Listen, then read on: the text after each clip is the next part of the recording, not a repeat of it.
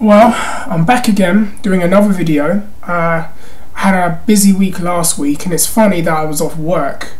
And I'm off work and it's this warm weather, but even though I'm off work, I had so many things going on, so I couldn't really enjoy the weather. And it's funny that now I'm back at work, things are winding down, and you think there would be some nice weather to enjoy. And to be honest with you, it's cloudy, it looks like it's going to rain again. Fortunately, it didn't rain at my friend's wedding. And I was at this wedding up in Wales, and being a wrestling fan and being a fan of tacky, bad American soap operas and English soap operas, I'm equal opportunity in this. I'm sitting there at this wedding, and you know it's really, really bad, but you have this thought sometimes, you know, and wrestling guys, we can relate to each other on this, that you expect something's going to happen, or you know, you expect some surprise and someone's going to interrupt the wedding and reveal some deep dark secret. So that was one of the worst things you can think at your best friend's wedding. But anyways, hold on, let me get my mug of tea. Hold on, give us 2 moments. What I wanted to talk about really was, I was going to do a video about UFC heavyweights, and I would do the video and then I would stop at a certain point because there was one person that I really wanted to talk about. So I will talk about Daniel Cormier and my thoughts on him and where he can go. And there seems to be a lot of hype, and a lot of warranted hype, by the way, a lot of talk about this man and how far he can go. And what started this talking off about him, that is even a proper sentence, is when I was talking about the heavyweights, I felt that you have 3 guys that are at the elite in the division: Junior Dos Santos, Overeem, and Cain Velasquez. And then you have everybody else underneath who are all quality people that are fighting amongst each other to get a shot at one of the top 3 to eventually get to the heavyweight title. And I was thinking about it, and I thought a lot about one person in particular that seems to be on the horizon. And no, it's not Travis Brown, it's Daniel Cormier. Daniel Cormier, I first remember hearing about him in, I think it was 2009, and it was 2009 actually, and it was King Mo when he was doing his fights at Sengoku, and he mentioned Daniel Cormier. You know, Daniel Cormier, this guy's a beast, Daniel Cormier, this guy you've got to look out for. And that name started to ring a bell, and I started to see him fight on some lower level shows, and I thought, man, the guy's got potential.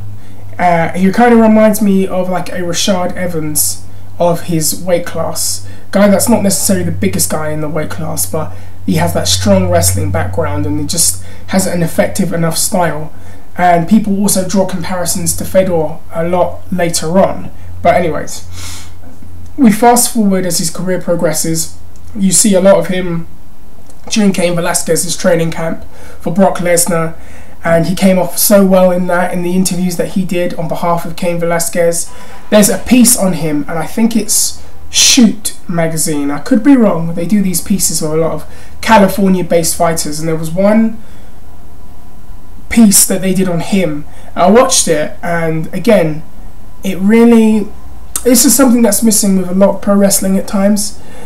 Sometimes you want to know an aspect of the real person, and he did this interview and he talked about his life, and he talked about, you know, how he'd had a child, you know, child died, he had a daughter and she died. He talked about his wrestling background, and for some reason that really kind of warmed me more to him, and I really started to see him as a prospect for some reason. I think that it kind of created a common ground. And as things progressed, the Strikeforce heavyweight tournament was announced, and if you had told me at the very beginning of this tournament, and I remember there's a video on YouTube when they ask, who do you think's going to win this tournament? Who do you think's going to win this tournament? People are yelling Fedor, people are yelling Overeem, people are yelling Barnett. Then Karatonov upsets Arlovsky. Everyone's like, it's one of those 4 guys. And then we fast forward to the very end of it, and the person that wins the tournament was none of those guys. The person that wins the tournament was Daniel Cormier, the guy that was an alternate for the tournament. And when he went out and he did something that Fedor couldn't do and beat Bigfoot Silva, and then move on to the finals against Josh Barnett, who, listen, I think the world of Josh Barnett. Barnett is a very skilled and very dangerous and calculating MMA fighter. He was the heavy favourite to win as the tournament progressed, and the things that happened. Overeem was out of the tournament. He replaced Overeem, didn't he? Cormier.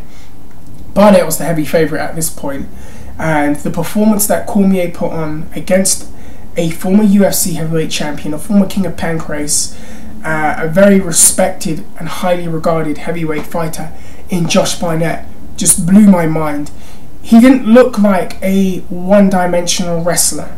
You know, you get these guys that just wrestle and they shoot for the double, and then they just hump the leg and they tap the hips to make it look like they're working, and they leave a jizz stain on the side. And he wasn't one of those guys. This was a guy that was throwing hands, he was throwing low kicks, he was moving around well, he was taking Barnett down. He was really putting on a beating on the guy. And I think a lot after that fight, the comparisons to Fedor then began to happen. A lot of people calling him a Black Fedor. I can kind of see that a little bit. It's quite funny actually, Black Fedor. I can see the comparisons. They, similar builds. They've got that explosiveness. They've got power in their hands.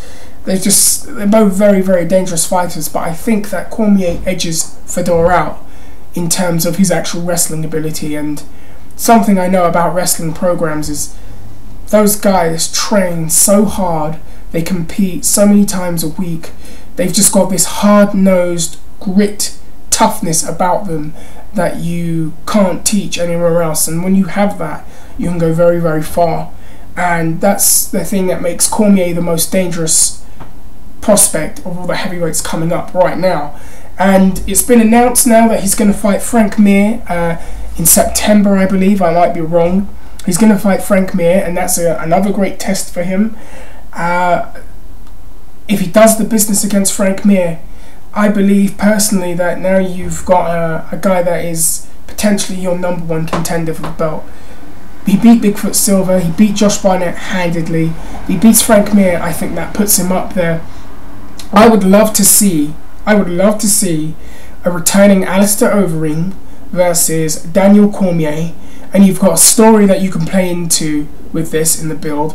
The fact that Overeem ended up out of the tournament. Cormier was the guy that replaced him, and Cormier was the guy that ends up winning the entire tournament. Cormier versus Overeem would be a great fight. I think it would be a great return fight for Overeem. I think it would be a great fight for Daniel Cormier. I think one thing right now that the heavyweight division might have lacked since the departure of Brock Lesnar is that star. Overeem could have been that guy. He could have been that guy. This would have been the first undisputed pure heavyweight champion they would have had. Guy that had the K1 tournament final, the guy that won the Strikeforce belt, the Dream belt, and the UFC belt. You would have had a bona fide heavyweight star, and it looked like it. But now, there's been some problems there. Cormier looks like he's the next guy on the rise, and I think personally, and this is just my belief, I think Cormier could win the UFC heavyweight title. The only problem I see in that happening is Cain Velasquez, and I don't see Cormier fighting Cain Velasquez. They're training partners, they're great friends, but if Velasquez was out of the picture, I could see him fighting Junior Dos Santos. I think that would be a great fight. I think he'd give Junior some problems. I believe he'd be one of the first people to get Junior down and put him on his back. That's just my opinion. I would love to see him and Alistair Overeem. I think he would give Overeem a lot of problems.